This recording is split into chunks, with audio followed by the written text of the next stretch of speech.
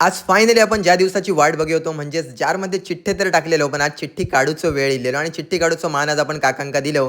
चिठ्ठी काढलो सुद्धा आणि लोकेशन एवढा जबरदस्त निघाला ना, की आता तुम्ही पुढेच बघा.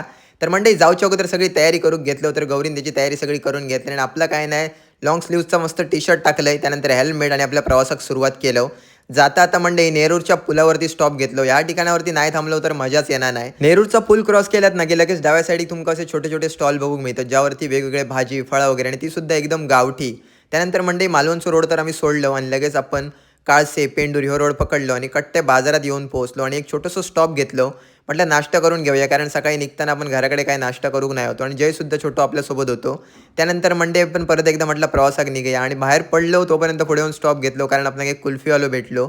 याच्याकडे धावाले मस्त 3 कुल्फी घेतलो, त्याचा आनंद घेतलो आणि आत्ता म्हटलं कुठेच थांबायचं नाही, आपल्या लोकेशनवरतीच थांबायचं. तर मंडे आपली चिठ्ठी आजची निघालेली करेक्ट अंगणेवाडी मंदिर. मंदिराकडे पोहोचल्याच आपल्यावरती प्रेम करणारे भेटले. त्यांच्याच दुकानात पूजेचं साहित्य वगैरे घेतलं आणि त्यानंतर आतमध्ये एंटर केलो आणि जत्रेक तर यंदा योग नाही होते, त्यामुळे एकदम मन भरा निघलेला आणि आतमध्ये मस्त दर्शनाच्या लाईनमध्ये उभे राहिलो. मंडई पाय वगैरे पडलो, आत फोटो काढू वगैरे अलाउड नाही. तर मंडे आपल्यावरती प्रेम करणारे मेंबर भेटले.